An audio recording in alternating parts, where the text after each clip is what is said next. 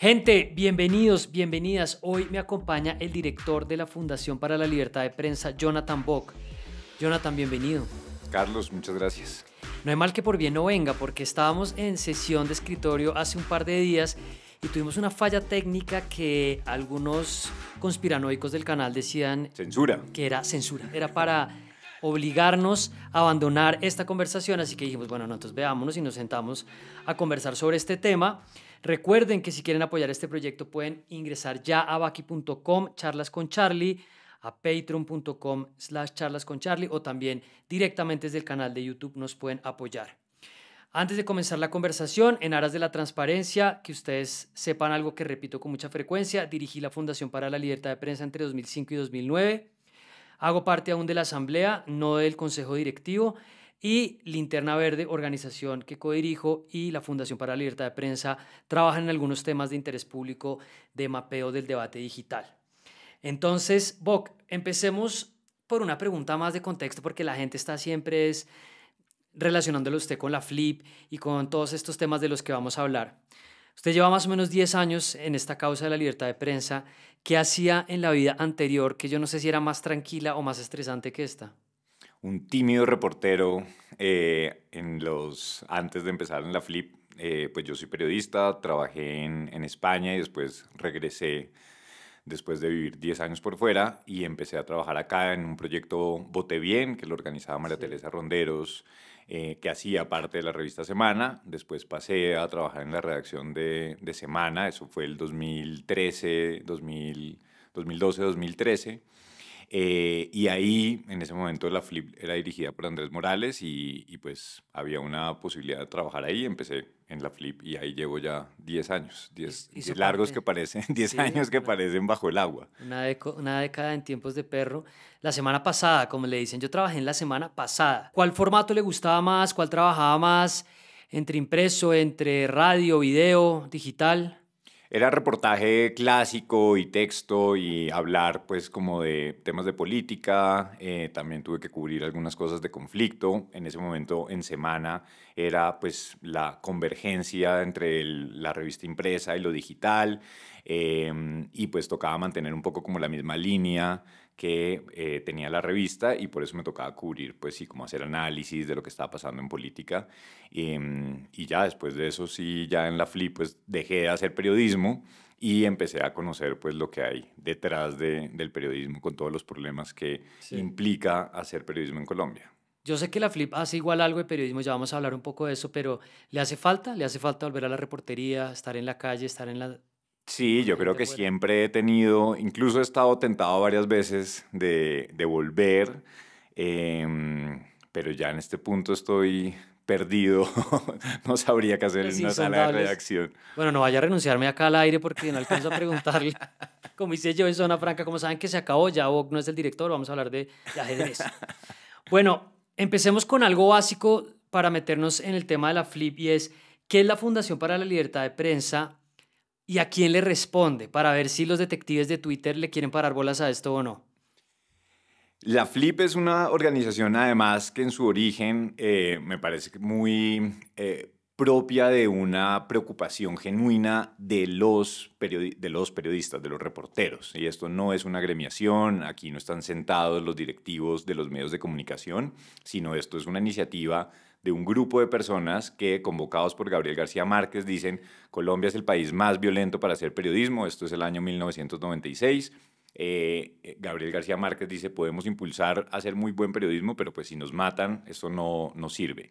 Entonces convoca a varios periodistas, pues ante esa voz de Gabriel García Márquez, Claro. todos acuden y en ese momento con el CPJ, que es una organización mundial basada en Estados Unidos, y Reporteros Sin Fronteras, empiezan este cuento de la Flip. Y desde entonces se ha mantenido así, o sea, tiene una junta directiva que cada 2 años cambia y es una junta elegida por su asamblea que pues se puede ver la foto ¿Cuánta gente tiene la asamblea en este momento? Es un montón de gente. Sí, son muchos, son 88 personas. Sí, sí, que siempre es un rollo para completar quórum. Los periodistas a veces no llegan, están ocupados, yo te aviso, yo ya voy en camino. Exacto. Claro. Y tiene una junta que pues lo pueden ver, es muy diversa, está desde Santiago Rivas, que es una persona que trabaja hoy en día en un medio público, hasta pues la presidenta, que es Ana Cristina Restrepo, Sí. que trabaja en Blue Radio, pero que también ha sido una periodista independiente. Y Ricardo bueno, Zapagauta, hay algunos periodistas también de sí, regiones. Laura Ardila, que pues Laura. acaba también de ser protagonista de un tema de censura. Ana Bejarano el 20. Ana Bejarano en Sí. el 20. Bueno, entonces en Twitter estaba moviéndose una escritura y pues esto también lo puedo dar fe yo, pero pues ya saben, de pronto un conflicto de interés. Ah, claro, está comprado y por eso va a decir eso. Se estaba moviendo una escritura, decía, de la constitución de la FLIP en la que están los hermanos Santos, Ujú. Enrique y Francisco Santos, y entonces decían, aparecieron las llaves, por eso es que la FLIP está haciéndole crítica a Petro, porque es que esta organización es de ellos. Yo participé en la reforma estatutaria de esto, pero cuénteles a ellos, ¿dónde estaban los hermanos Santos? ¿Dónde están ahora? Pero más allá de esa anécdota, que me parece importante, hay un motivo de fondo que explica por qué también era importante que hubiera personas de la élite en ese momento, y ya lo voy a contar. Efectivamente, la fundación está con Pacho Santos y Enrique Santos. Aquí hago el disclaimer que desde hace por lo menos 15 años ninguno de los dos tiene que ver con ninguna decisión que se tome en la FLIP, no Sí. hacen parte ni de la asamblea, yo nunca he hablado con ninguno de ellos dos.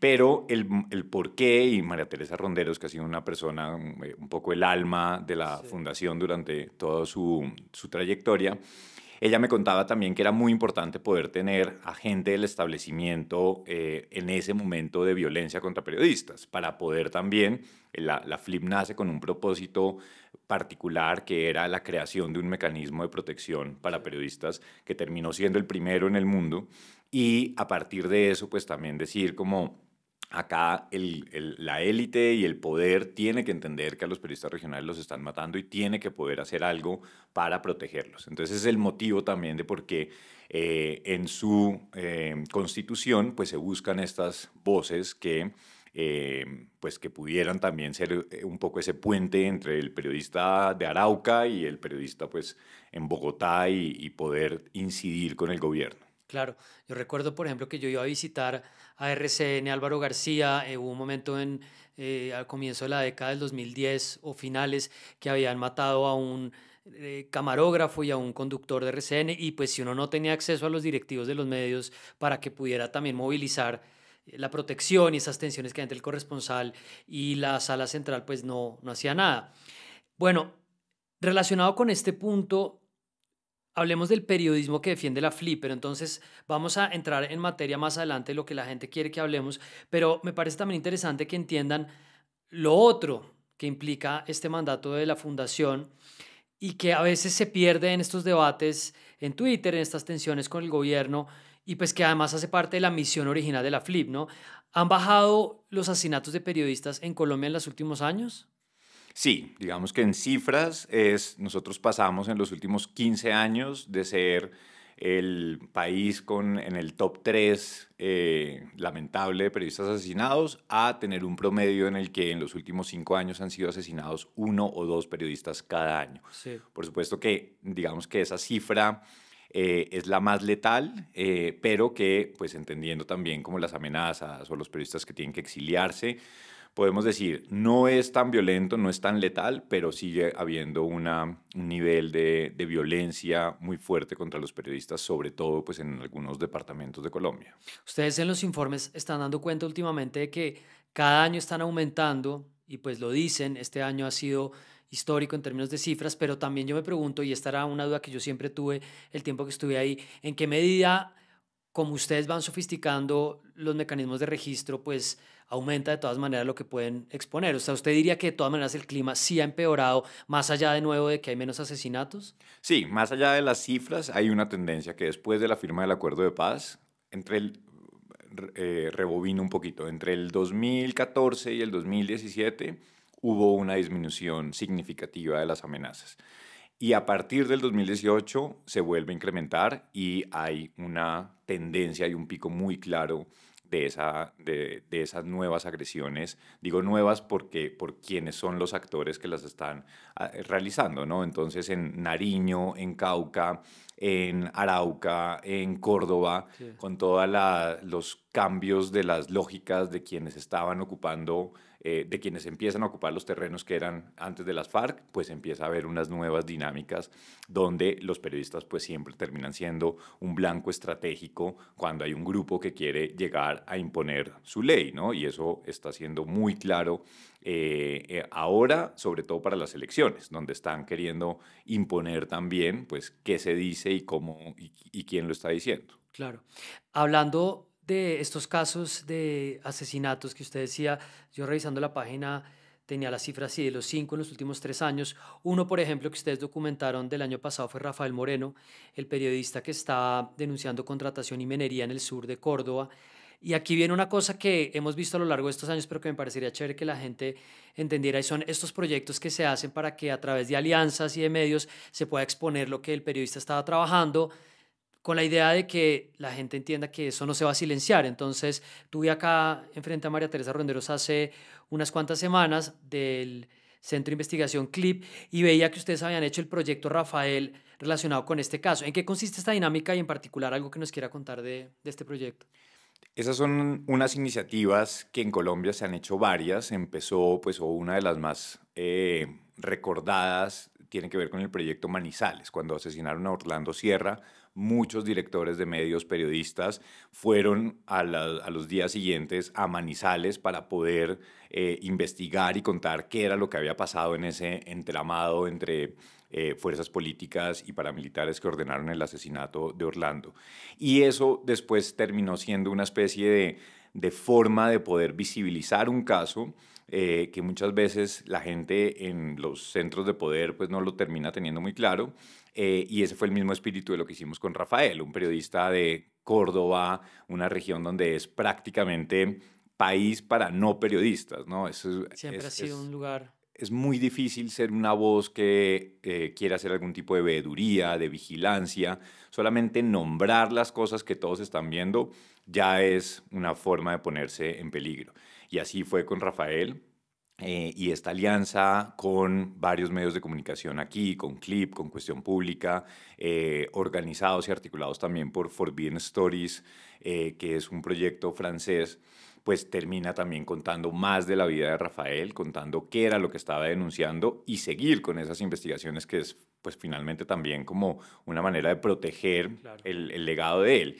Y pues esto muestra que hay una también, obviamente no es un secreto, pero muestra ese entramado entre clanes políticos muy fuertes con representación en el Congreso, de alcaldes locales, de otras autoridades completamente corruptas Sí. que terminan propiciando pues, el asesinato de Rafael. Y Rafael era un periodista muy valiente y pues lo estaba haciendo en su página de Facebook y se había convertido en un referente, tenía miles de visitas, lo hacía mostrando los contratos, ¿no? Y ese es un caso que también me parece que termina perdiéndose entre pues tantos asuntos que pasan en Colombia y no tuvo la indignación suficiente Sí, ni el sí. respaldo suficiente tampoco por parte del gobierno nacional o de otras voces que podían haber reivindicado mucho más el trabajo de él. Sí, es que a mí me frustra mucho y en ese momento también como la repetición de estos casos donde uno casi que podría simplemente cambiar los nombres de las víctimas, el nombre del alcalde, la zona y el tema que estaba trabajando, ¿no? De estaba denunciando el entramado, estaba denunciando corrupción, estaba denunciando que este estaba haciendo A, el otro B, hasta que termina amenazado o muerto. Y en esa misma medida, otra línea pues que a mí me genera mucha frustración es la de la impunidad, que también quería que la conectáramos ahí. En particular, el caso de Rafael Moreno, en términos de investigación, no ha avanzado mucho, ¿verdad? No, no ha avanzado en absoluto. Esa es una región completamente dominada por el Clan del Golfo, que además Rafael le había ido a pedir permiso al Clan del Golfo y le habían dicho, usted está bien, no hay Permiso problema. para trabajar el tema, para poder estar ahí. Sí. Increíble, sí. Y le habían dicho que no iba a haber problema. De todas maneras, pues también hay varias cabezas diferentes y la orden en algún momento cambió y eso fue lo que permitió que lo asesinaran. No solamente no ha habido investigación suficiente, sino que pues desnudó todos los problemas del Estado. La Unidad Nacional de Protección, a pesar de que él llevaba 4 años diciendo me van a matar, me van a matar, no le dio la protección.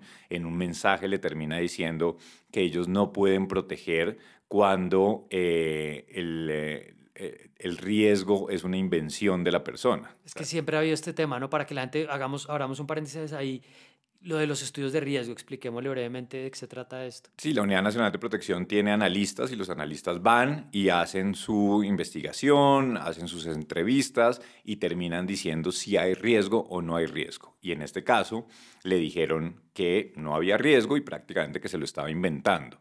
Esto tiene que ver con pues que Rafael era muy incómodo para la policía local, para el alcalde, para esas otras voces que son las que consulta la Unidad Nacional de Protección. Entonces el alcalde decía que Rafael era un mentiroso, que lo extorsionaba por pauta, que no había que creerle nada, que era un sicario de micrófono. Entonces, pues ante eso, una institución estatal como la UNP, pues dice, aquí pesa más la voz del alcalde y pues termina por darle esa respuesta al periodista. Para no dejar colgando el otro caso que mencionábamos, el de Orlando Sierra, que también se peleó durante mucho tiempo en las investigaciones. Primero fueron condenados los autores materiales y recientemente finalmente hubo un avance contra los autores intelectuales. Pues estoy equivocado. Sí, con Ferneyta Pasco, Sí, este líder Partido político Liberal, local, sí. político, pues termina quedando claro que él da la orden para que asesinen a Orlando Claro. Sierra. ¿Cómo les ha ido con el mejor fiscal de la historia en estos temas? Porque pues una de las personas con las que uno siempre intenta hablar en estos temas es con la fiscalía, si están moviendo las investigaciones, si están haciendo algo en especial. No diría aquí, pues porque yo tengo animadversión generalmente con la figura del fiscal, no diría que ha sido muy distinto a los anteriores o ha habido una mejoría. ¿Cuál sería el balance que usted plantearía ahí? El bautizo que tuvimos en la FLIP con este fiscal fue una orden que nos envió una fiscal para allanar las oficinas de la fundación, para hacer, donde nos pedían todo el registro de visitas, las cámaras, de como 4 meses, un periodo de tiempo ¿Y de cuál era el 4 meses. contexto de eso? Claro, se me ha olvidado. Todo eso tiene que ver con la denuncia que nosotros presentamos con el caso de Vieri, quien era antes el director de RTBC, fue asesor de los más cercanos del presidente Duque y fue pues una persona que censuró, que dio una orden de acabar el programa Los Puros Criollos. Sí, Todo eso terminó en que Vieri nos buscaba a nosotros denunciar porque él decía que nosotros lo habíamos interceptado ilegalmente a él. claro. Una historia Qué bueno acordarse rocambolesca. eso, el mejor fiscal del estado, su amigo del prom, claro. Entonces, a raíz de eso, pues él nos citó a una reunión, el fiscal, porque pues nosotros sacamos un comunicado fuerte diciendo que esto estaba pasando, que era desproporcionado, que no tenía ninguna justificación, que es una manera de intimidar a las organizaciones de derechos humanos. Entonces él nos convocó a una reunión muy amable, diciéndonos que para él la libertad de prensa era fundamental, y que él además conocía muy bien sobre libertad de prensa y que iba a sacar la gran directiva de la Fiscalía para proteger. Eso no ocurrió y lo que sí ha ocurrido en todo este tiempo es que la Fiscalía pues, es una entidad opaca. Yo no podría decir si más o menos que antes, pero por regla general la Fiscalía no responde. La Fiscalía pues ha intimidado también a medios de comunicación, lo ha hecho con Noticias 1, con Cambio. Y es muy claro que pues, es una fiscalía que funciona alrededor de él. Y eso, pues, a quienes Barbosa no les tiene agrado, a los periodistas que no les tiene agrado, pues eso implica o que los excluyan de ruedas de prensa, que les nieguen la información, que de repente haga en Twitter también les envíe mensajes un poco, pues no estigmatizantes del todo, pero sí pues infravalorando el trabajo que hacen algunos Claro. medios de comunicación. Eso para conectarlo de una vez con una cosa a la que le quería preguntar más adelante, pero ahí está la conexión de Iván Duque, ¿no? Pues el fiscal que finalmente llega ahí por cuenta del presidente Duque, quien tenía un estilo muy distinto al del presidente Petro, del que vamos a hablar, pero que ustedes también criticaron muchísimo, ¿no? Entonces usted mencionaba uno que era el de los vetos. Duque protegía mucho su imagen, él no quería lo hacía también un poco Mr. Santos, me acuerdo, pero Duque era especialmente cuidadoso en no estar enfrentado a tribunas hostiles. También intentaba que sus asesores le ayudaran mucho a que pudiera estar en entrevistas, sobre todo afuera, que le sirvieran, y tenía un uso pues desproporcionado de la publicidad oficial y de los asesores, que fue una cosa que estaba repasando que ustedes también habían incluido. Qué más añadiría usted como a lo que fue la relación de Iván Duque con la prensa? El gobierno de Iván Duque es interesante en la relación con la FLIP por dos cosas. Primero, porque muestra que hubo una tensión permanente, nosotros, no solamente con el presidente y con sus asesores, sobre todo por el episodio de Vieri, estuvo marcado de principio a fin, sino porque también, por ejemplo, con su ministro Diego Molano, cuando el paro nacional y Sí, las acciones de ciberpatrullaje, hay que recordar que Molano, que después nunca rindió cuentas por eso, se inventó fingió, que sí. ha sido atacado las páginas web de las Fuerzas Armadas. Lo fingió, era una mentira, lo presentó como que efectivamente estaban siendo atacados y con eso lanzó una campaña que era Colombia, mi verdad, en un mar de mentiras. Entonces lo que dijo es, aquí estamos bajo ataque, tenemos que vigilar lo que están diciendo en Sí. redes sociales y eso pues significó que después hubiera mucha gente que se sentía vigilada, que después tuvo procesos penales que no se terminan de aclarar cuál era la responsabilidad de esas personas. Entonces, era una práctica ilegal porque en ninguna ley está establecido que funcionarios públicos puedan revisar contenido para ver si es verdad o no es verdad, Claro, ¿no? pero para apuntarle, porque creo que a la gente le puede quedar volando, es interesante, ellos bajo esta idea de seguridad nacional o de seguridad de las entidades en sus activos digitales, monta el ataque y lo vinculan con algo que también a los gobiernos les preocupa mucho, pero que siempre terminan malas ideas, que es el problema de las fake news en las redes sociales. Entonces lo conecta para de esa manera poder decir, tenemos que vigilar, tenemos que denunciar y de paso ponerle la mira pues de monitoreo y de contenido a ciertas personas que estaban participando en ese momento en las protestas. Exacto, así pasó y eso pareció no preocuparle a nadie, ¿no? Entonces, bajo esta tensión del paro nacional, de ciberseguridad, de que nos atacan, pues terminó justificando esto, ¿no? Entonces, eso también fue un confrontamiento fuerte con la FLIP. Entonces, no solamente fue confrontamiento con el gobierno, sino Sí. también el otro elemento, nosotros hicimos un balance de los 4 años del gobierno de Duque donde quedaba claro también cuáles habían sido los medios consentidos por el gobierno y cuáles habían sido, que esto es interesante conectarlo después también con el presidente Petro, cuáles habían sido sus pararrayos, ¿sí? Y sacamos ese informe y eso significó que muchos medios de comunicación nos criticaran. Esto solamente para reiterar la idea de que la FLIP protege un derecho, el derecho a la libertad de expresión, y no protege los intereses de medios de comunicación o de particulares. Es decir, a nosotros nos han cuestionado muy duro. Ha habido periodistas que han pedido que yo deje la dirección de la FLIP Como mi ley, afuera. por intentar hacer política, pues es lo que han dicho, por querer deslegitimar algunos medios de comunicación, cuando pues lo que estábamos mostrando es que el presidente ha sido quien a algunos los ha consentido y a otros los rechazó, el presidente Duque en ese momento. Dos datos más para hacerle este pequeño homenaje al ex practicante. Tenía, cuando cerró la presidencia, decían ustedes, 54 personas en el equipo de comunicaciones que eran 15 cuando había empezado el gobierno, ¿no? Un dato y lo que usted quiera añadir. Y el otro, pues que ustedes han trabajado mucho y también ha generado muchas tensiones, que es el de la publicidad oficial. Gastó más de 46.000 millones de recursos públicos en pauta oficial. Conectemos algo que quiera añadir sobre lo de Duque, pero también con el tema de pauta, porque ustedes lo han trabajado mucho en Barranquilla, entre otras ciudades, en Medellín, que es una de estas cosas que se asoman como restricciones a la libertad de prensa, pero que no estaban tanto en el radar cuando mataban a periodistas, pero que hoy en día son temas muy importantes.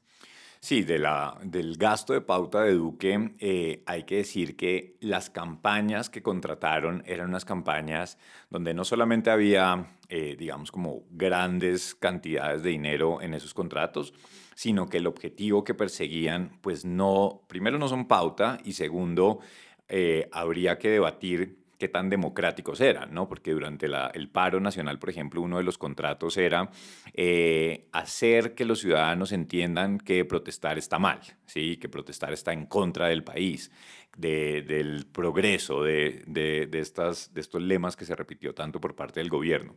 Y, por ejemplo, también contrató a una empresa para que hiciera perfiles de influenciadores en redes sociales, perfiles a partir de las expresiones políticas que hacía la gente, ¿no? Entonces, si yo decía, a mí me gusta Chávez, pues ya era inmediatamente calificado como negativo, ¿no? Porque las tres categorías eran positivo, negativo o neutro. Sí. Ese fue un contrato que hizo la presidencia, donde, pues, como digo, lo que se buscaba era perfilar a personas según sus opiniones, su ideología, sus intereses en redes sociales.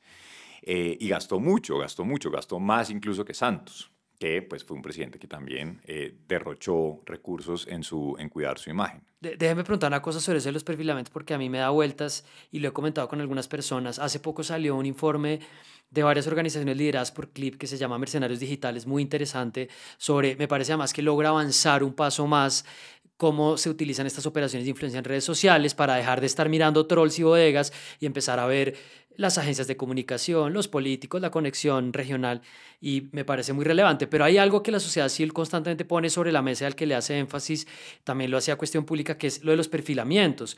Pero yo digo, ok, si al final cualquier estrategia de redes que implique identificar quién está comentando para yo poder entender, ok, acá hay unos comentarios negativos, acá hay positivos, acá hay neutrales, se entiende como perfilamiento, pues me parece que todos estamos haciendo perfilamiento. Ahora, acá hay un tema de recursos públicos y también de si eso se utiliza, por ejemplo, para trolear o para atacar. Exacto. Pero eso, ¿cómo ve usted ese tema?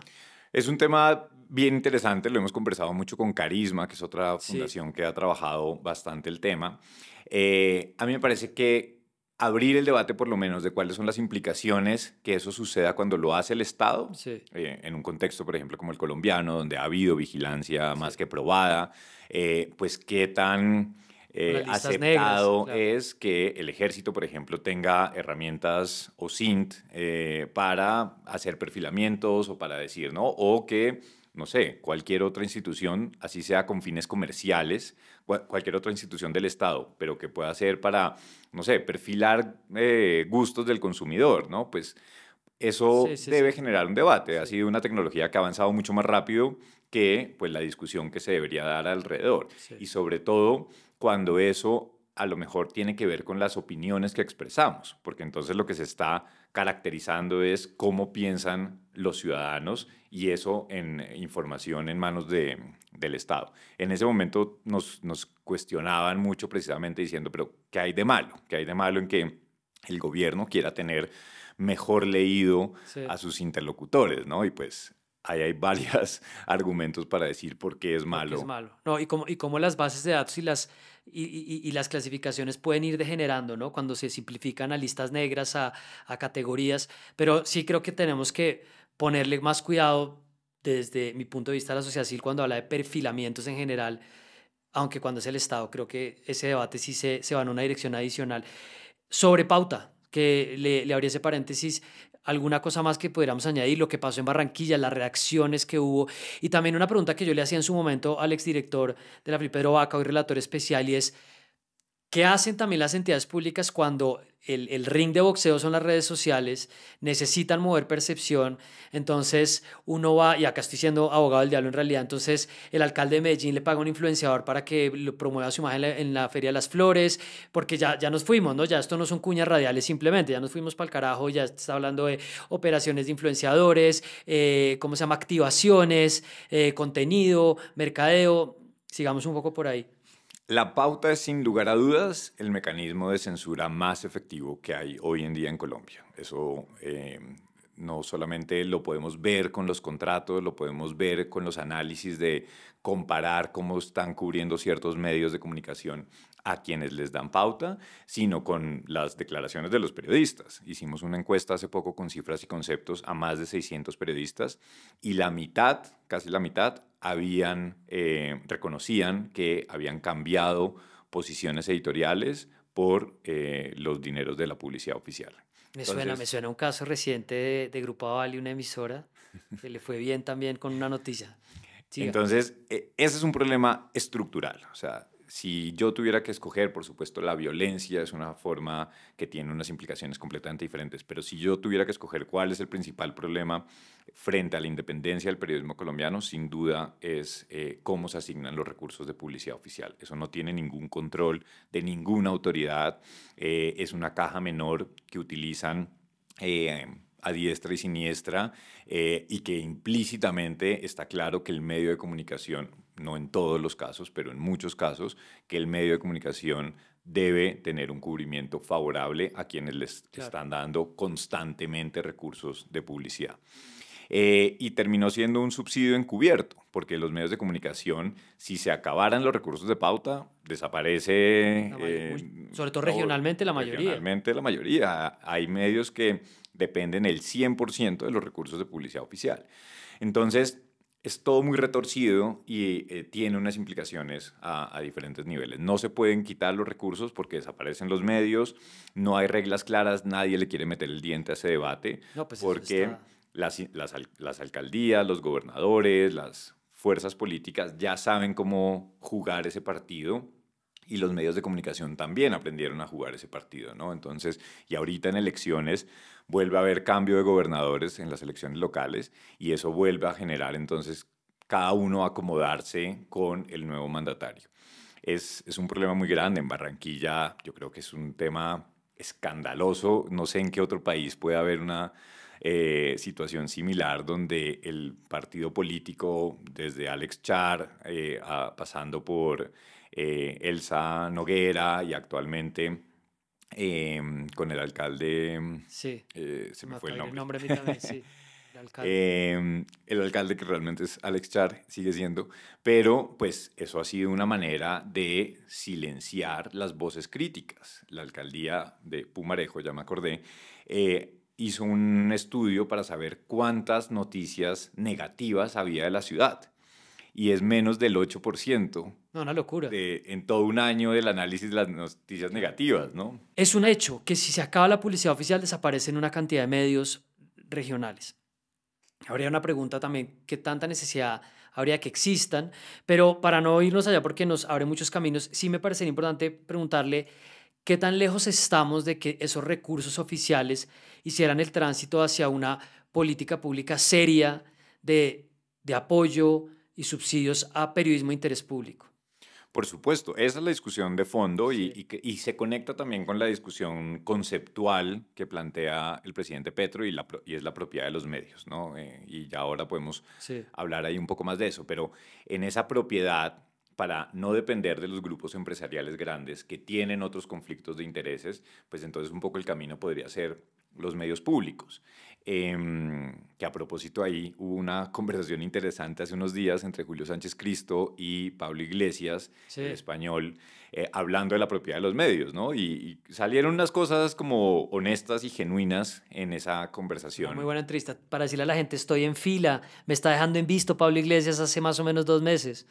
Porque quisiera seguir hablando de ese tema, sí. Entonces, bueno, pero sí la propiedad de los medios, por supuesto, siempre está en el debate de qué tan independiente es un medio de comunicación, y así lo ha planteado pues también el presidente Petro. No creo que el camino sean recursos públicos, si esos recursos públicos no tienen clarísimo que deben estar manejados por una especie de entidad, exacto, una fiducia que sea independiente y que garantice que no se incide en la línea editorial.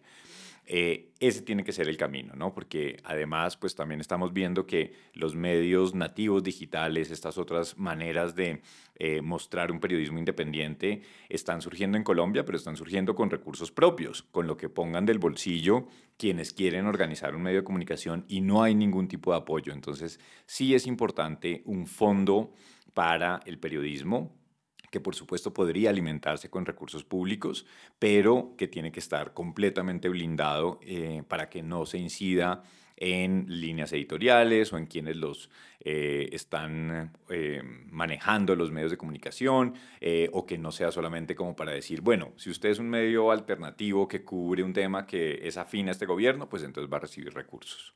Es decir, estamos muy lejos de eso. Yo creo que sí. Lamentablemente. Ustedes también citaban hace poco el Digital News Report del Oxford Institute, que habla de lo que finalmente estamos enfrentando, el contexto en el que estamos, ¿no?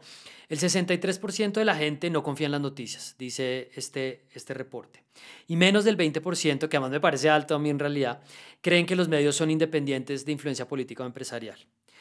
Y los medios tradicionales siguen perdiendo alcance. Yo creo que ahí habría que mirar mucho más en detalle esas cifras en términos de la presencia digital, la presencia tradicional, pero en general la gente se está informando más a través de otras tribunas, han crecido unas como claramente TikTok, y sobre todo esto empieza a ser una mella grande entre los jóvenes cuyos hábitos están cambiando.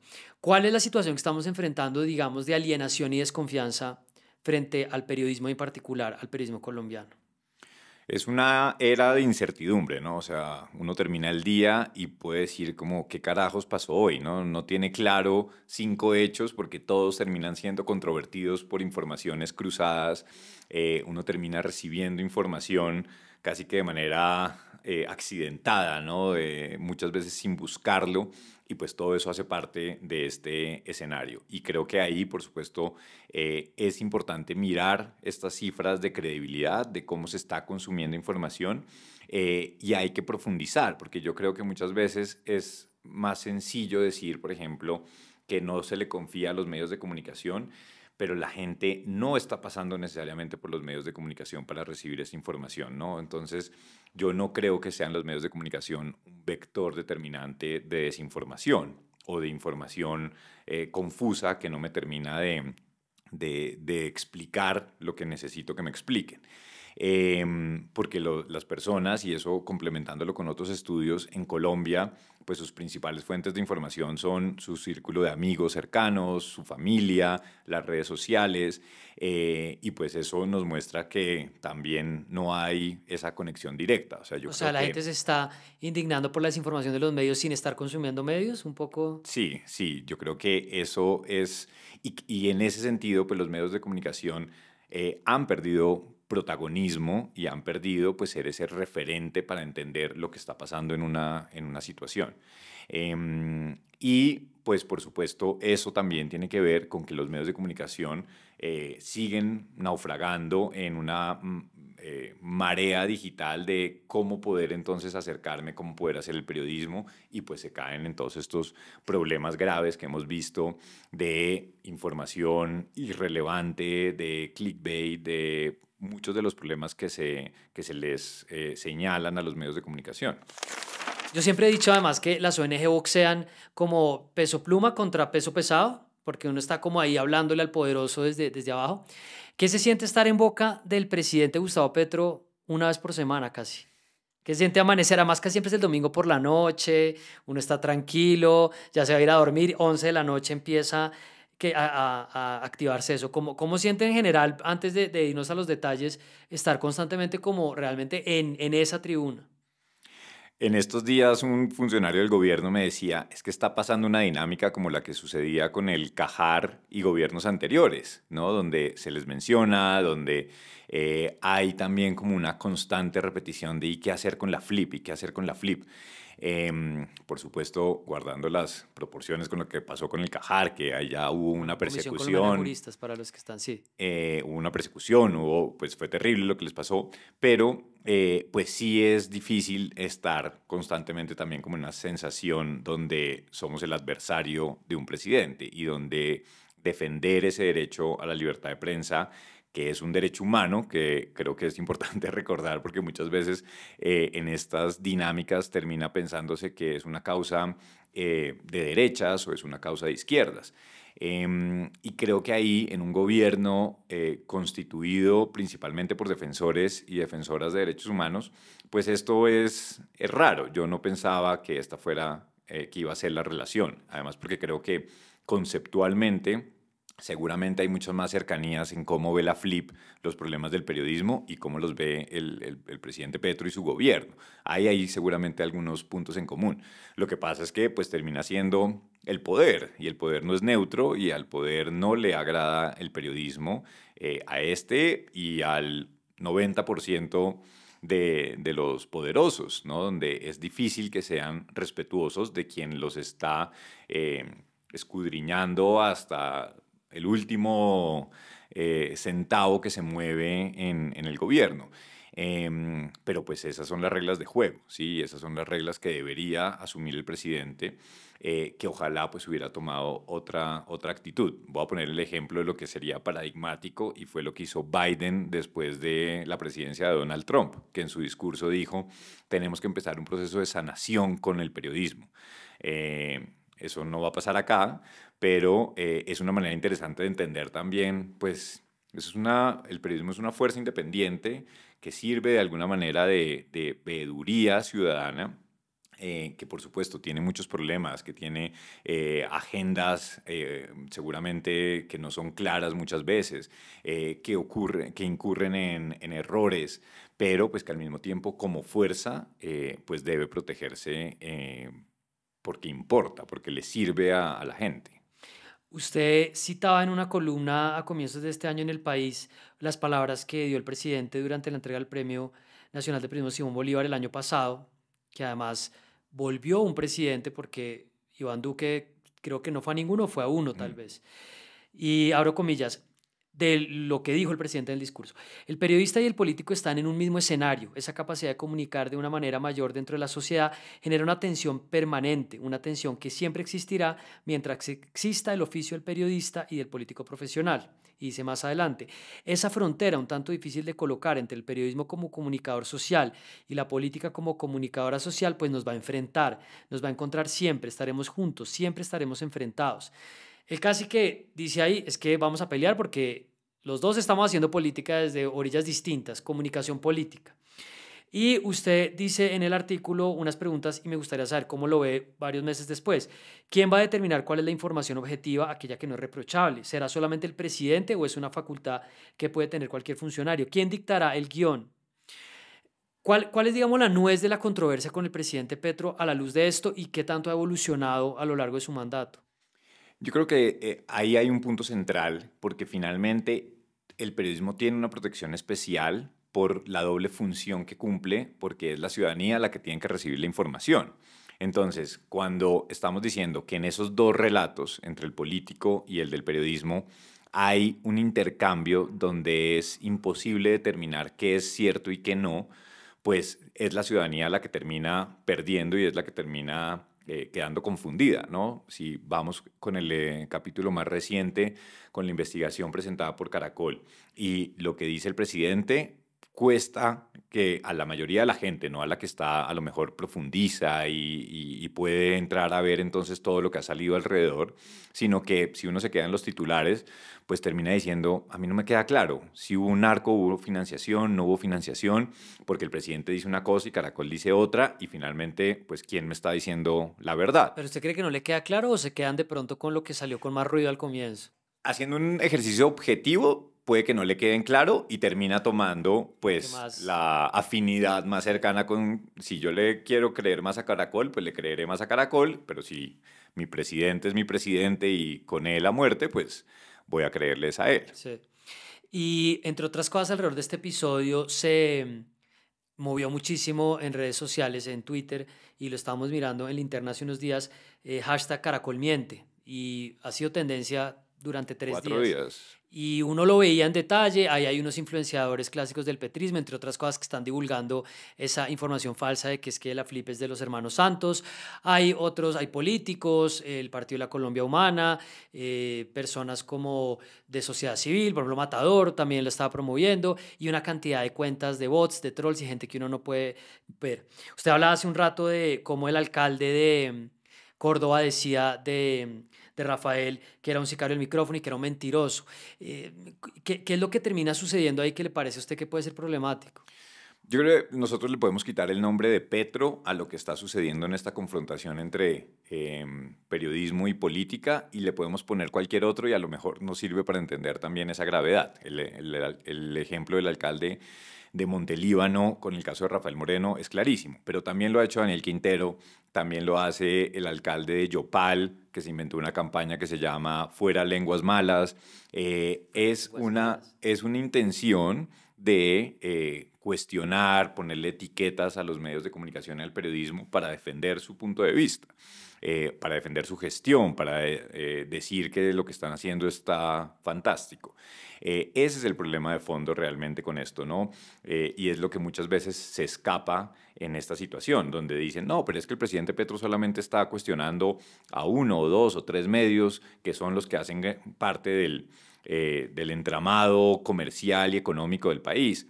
Pues, pero eso no es cierto. Lo que es cierto es que el presidente dice este periodismo que miente, este periodismo que está en contra del gobierno, y es generar una imagen donde el malo es el periodismo. Y eso es lo que es realmente grave y es lo que hemos visto que sí ha pasado pues en otros gobiernos, como mencionabas algunos ejemplos, y eso pues es lo que está en juego también, ¿no? Es esa imagen general del periodismo y eso es lo que termina generando pues problemas mucho más de fondo que a lo mejor no son tan evidentes, que va más allá de una pelea puntual entre el presidente y un medio de comunicación.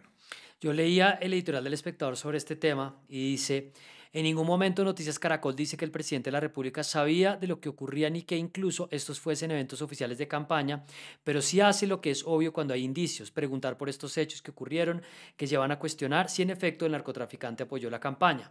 Yo pues he escrito muchos textos de crítica de medios, lo hablaba en la sesión de escritorio esta semana diciendo, esto no se trata de que es que él en ningún momento dijo y ustedes si concluyen lo que quieren concluir es problema de ustedes. Me parece a mí que es obvio que lo que se intenta es meter la denuncia dentro de esta tendencia o esta narrativa de financiación ilegal de la campaña Petro, cuando en realidad el reportaje no lo hace y entre otras no consultaron a la campaña.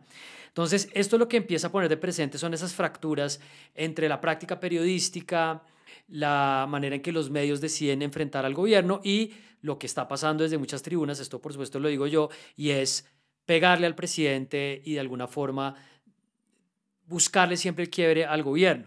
Entonces, le voy a leer una pregunta. Cuando se nos cayó la conexión esta semana, mucha gente dejó ahí unas preguntas que yo le decía a usted antes de empezar, bueno, pero, o sea, ustedes mueven a donde llegan ahí comentarios sobre la FLIP, les pegan, les dicen que al final me parece que también es interesante. Entonces, leo un comentario de una de las personas que dejó ahí. Dice Carlos Melo, la FLIP se convirtió en una organización que defiende el derecho de los medios a decir lo que se les da la gana, pasándole la responsabilidad al ciudadano y diciéndole, si sabe cómo es ese medio, ¿para qué lo escucha? Los ciudadanos estamos en una situación de indefensión total ante la maquinaria multimillonaria de los dueños de los medios de comunicación sin que nadie pueda hacer o decir nada. Medios como Semana y NTN24 trabajan a pérdidas con la única misión de difundir noticias falsas. Digamos que dejemos la nuez de esta cuestión cuando dice lo que está haciendo la FLIP y el desamparo de los ciudadanos, que me parece que es el punto. ¿Cómo lo ve usted? Yo creo que sin duda hay un tema ahí fundamental y es quién hace veeduría sobre el trabajo de los medios de comunicación, ¿no? Y eso en diferentes países puede tener unos esquemas que funcionan mejor o peor. Hay unas figuras, por ejemplo, del ombudsman de las audiencias, de ese defensor de las audiencias, que puede tener mayor o menor peso, que incluso en algunos países termina siendo la voz que le puede decir a un medio, usted tiene que pagar una multa económica o usted tiene que reconocer en primera plana que hizo esto mal, ¿no? Entonces sí hay una necesidad de como una autoridad que le diga a los medios cuando se equivocan. Y yo creo que eso está perfecto y eso es necesario. Y eso en Colombia no existe, más allá de ejercicios que hacen los propios medios de comunicación, como el caso de Fidel Cano con la redacción al desnudo, que es un mea culpa interesante, que abre debates, que muestra también el origen de donde pudo haber un error. Ahora, eso tiene que seguir entendiéndose como una especie de autoridad o de una figura que sea civil, que sea de la ciudadanía, porque de lo contrario, pues estamos hablando entonces es un gobierno que impone un tribunal para decir qué es lo que se puede decir o qué no se puede decir, ¿no? Ahí no hay otras alternativas. Y esos tribunales, lo que le piden que sea la FLIP, ¿no? El tribunal de decir qué podrían publicar y qué no podrían publicar los medios, pues es entrar en un campo de censura, ¿no? No es por generar pues como alarma o decir no hay nada que se pueda hacer. Por el contrario, yo creo que sí hay que impulsar y eso es una deuda que tiene el sector de los medios de comunicación con la ciudadanía y decirles, pues es que ustedes también tienen derecho y el periodismo es una construcción constante donde la gente es Sí. una parte fundamental. Pero ¿qué implicaría para la Flip meterse, por ejemplo, a decir, más allá de las alertas, de los comunicados, de lo que hacen, llamamos la atención a X medio por la manera como cubrió esto, o diciendo no fue veraz este informe? ¿Cómo lo termina usted analizando y supongo también discutiendo con el consejo directivo?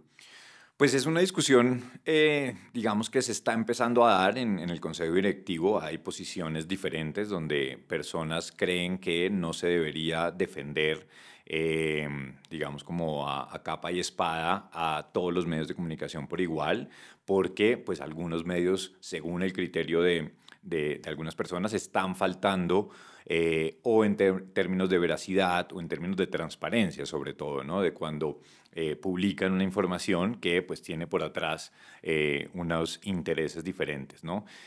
La FLIP es una organización nacional, ¿sí? Y es una organización que defiende el periodismo regional, sobre todo, y en el periodismo regional hay unas dinámicas que pues, son exactamente iguales a las que vemos en los medios nacionales, donde también hay un mal periodismo, donde también hay malos Las hábitos, prácticas, claro. malas prácticas, donde está atravesado por los recursos de publicidad oficial, donde hay presiones políticas mucho más evidentes y fuertes que las que se pueden sentir en Bogotá o en las ciudades grandes. Entonces, yo creo que hay que entrarle a ese tema. No sé si sea necesariamente la FLIP la que lo deba hacer o deba hacer otras organizaciones o universidades.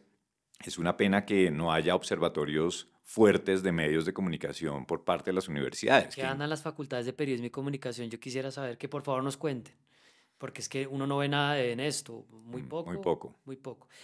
Claro, entonces, a mí me preocupa mucho que cuando estas indignaciones se mueven, y yo mismo soy un movilizador de estas indignaciones contra el periodismo porque lo critico y salgo y digo con nombre propio qué es lo que yo pienso. También muchos dentro del sector dicen, no, este huevón se cree aquí pues en el Tribunal de la Ética y la Pureza. Pero esto también moviliza muchas estas malas ideas. Uno también ve mucho el hashtag cuando pasan estas conversaciones de ley de medios ya.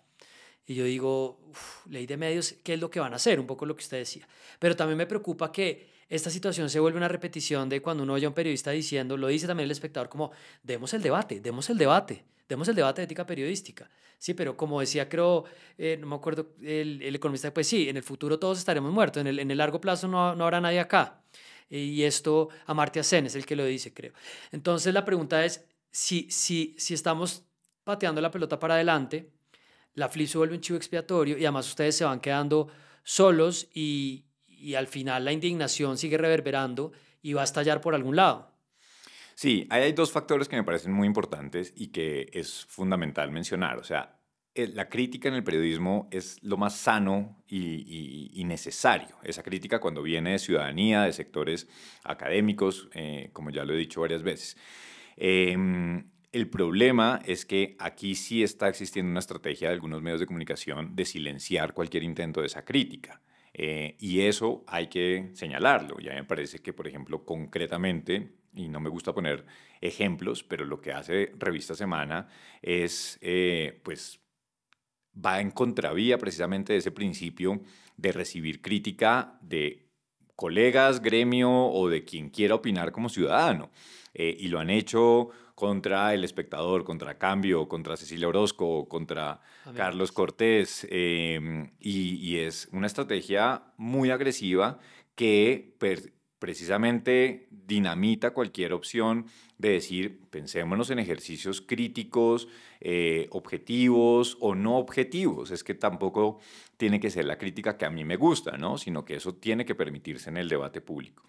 Y eso profundiza con un segundo tema y es que, y esto lo hemos hablado pensando en diferentes proyectos o maneras de acercarse al tema, y es que los periodistas están más divididos que nunca aquí en Colombia. Pues los periodistas me refiero como a los de los principales medios de Sí, que comunicación y quienes pueden el sector más movilizar más tradicional, claro. la conversación.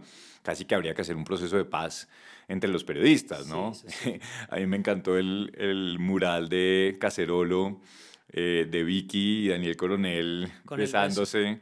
Es una manera, una campaña de poner un problema de fondo que me parece que es interesante, ¿no? O sea, si estamos en pie de guerra, pues nos va a faltar todavía muchos años para poder llegar a una propuesta de autorregulación, de revisión del sector, de hablarles a los medios cuando ocurren malas prácticas, cuando ocurren errores y cómo se renueva ese contrato social que tiene que existir entre la ciudadanía y los medios de comunicación y que pues está atravesado por muchos problemas, tecnología, financiación, etcétera, etcétera.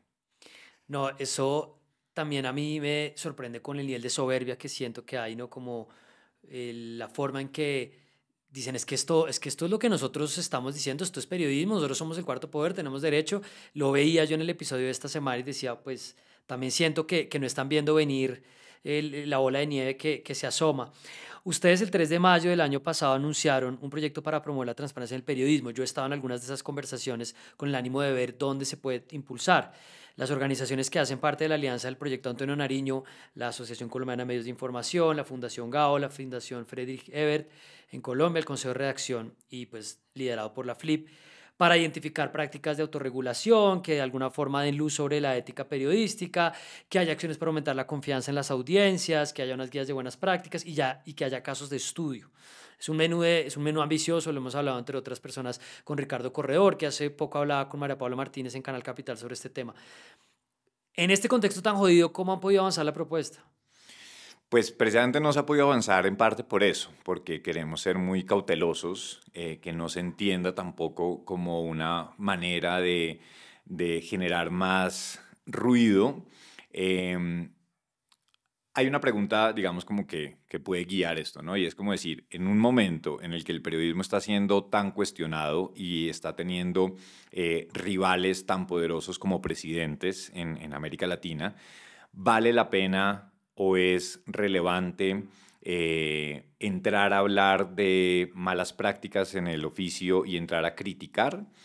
Yo creo que la pregunta es importante hacerla porque no todo el mundo tiene la misma respuesta. A mí me parece que sí, que sirve, pero no todo el mundo está en esa misma sintonía. Entonces, cuando se está hablando de, pero es que a mí me está dando palo el presidente y usted además me quiere exigir que yo sea lo más transparente y que quiera pues mostrar todo y darme Sí, palo y reconocer mis uno errores, sea pues virtuoso y el otro eso no. es clavarme más Sí. y eso es que la gente pueda decirme peores cosas, ¿no? Entonces, es importante y es importante que este proyecto pueda convocar al mayor número de periodistas, que no sea un club cerrado, que no sea...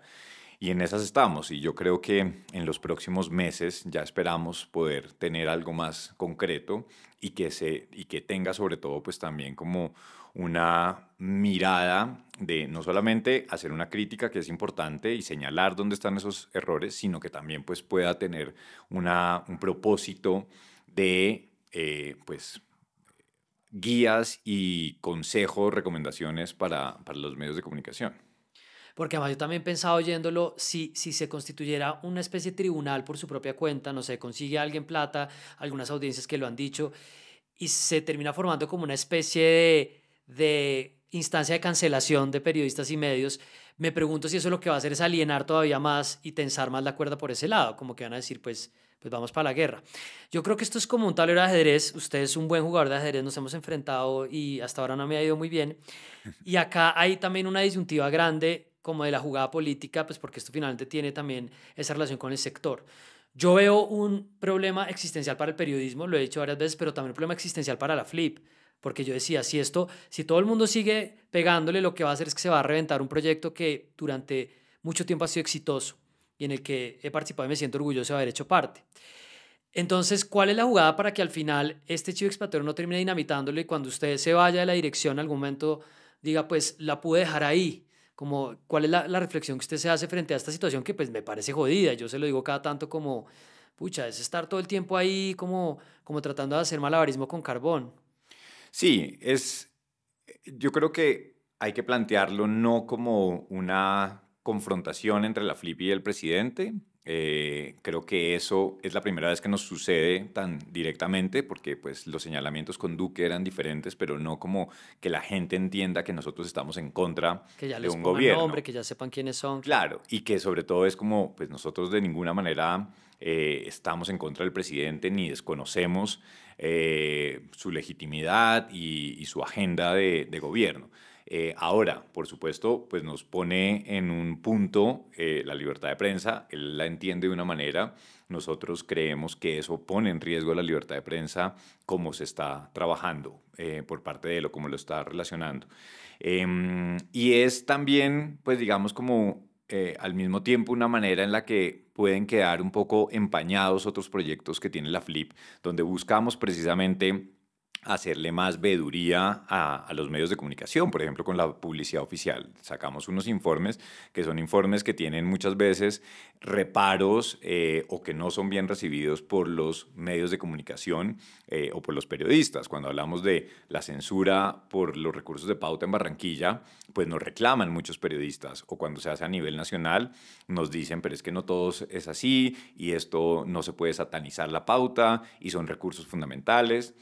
O cuando hemos hecho otros proyectos como impulsamos la Liga contra el Silencio, o tenemos ahora un proyecto Consonante, que es un proyecto espectacular de hacer periodismo en lugares donde no hay medios de comunicación con las personas de esas ciudades.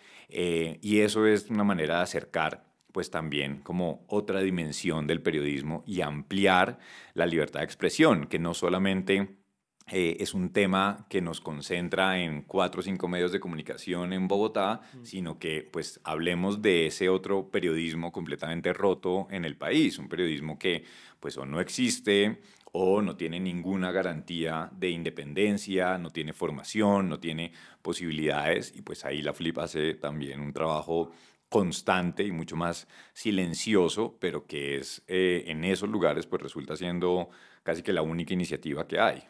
Sí, hablamos a lo largo de la charla sobre estos dos proyectos, pues no le hemos puesto nombre, pero me parece importante que los haya traído a colación, que es Consonante, para que la gente los siga. ¿Cómo es la página de Consonante? Consonante.org. Consonante.org. Y también tienen un podcast que cada tanto lo digo que es Perifoneo, Ujú. que ahí sí hablan en general de todos los temas de la agenda de libertad de expresión. Sí, ahí también tratamos, pues no sé, desde qué se está preguntando los estudiantes que quieren empezar a hacer periodismo, si influenciadores o periodismo y si esto va a seguir vigente. Y pues problemas, no sé, como concentración de la propiedad de los medios de comunicación.